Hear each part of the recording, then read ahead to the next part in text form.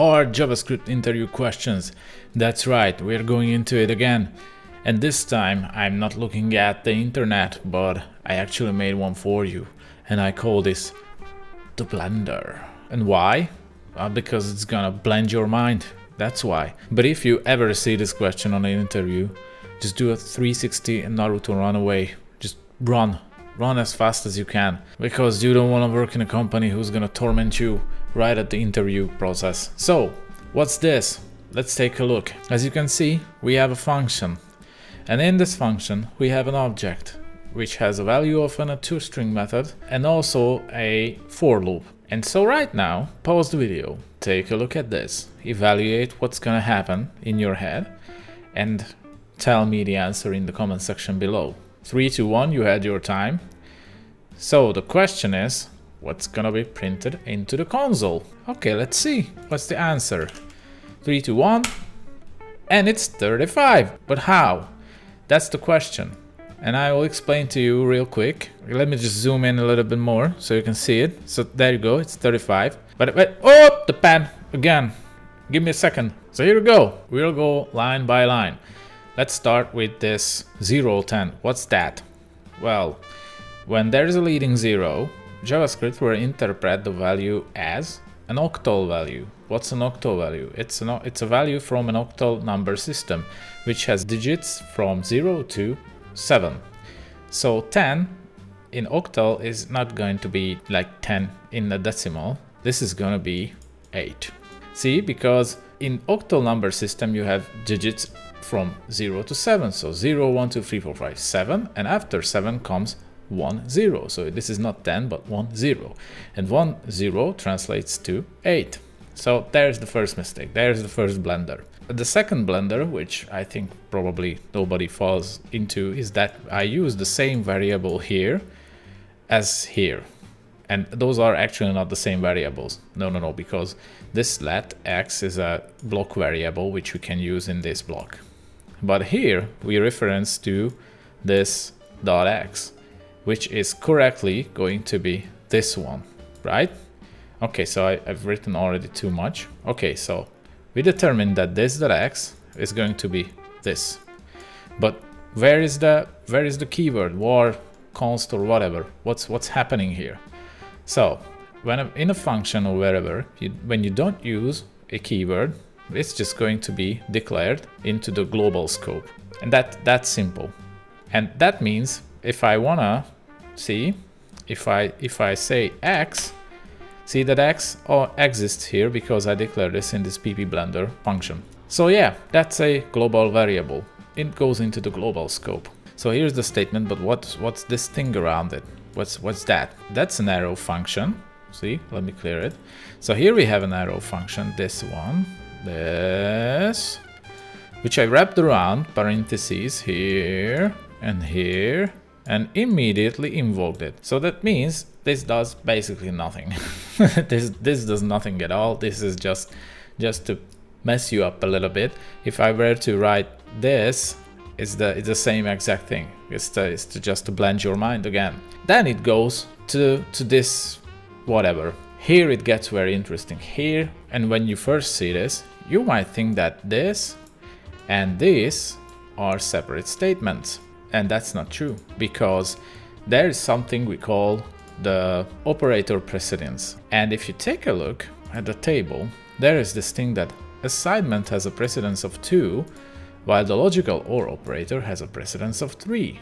So whatever you have on the left and right side of a logical operator is going to be executed sooner or evaluated sooner than, see, there's the plus equals assignment operator.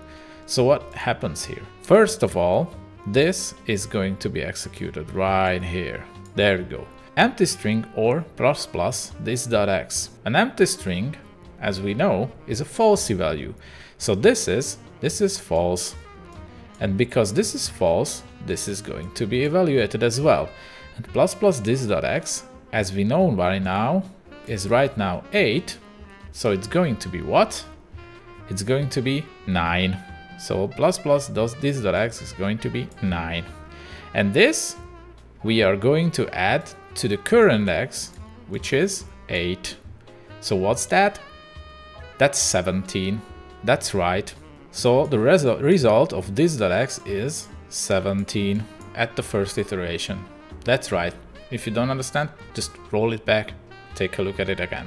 So once more, just really quickly.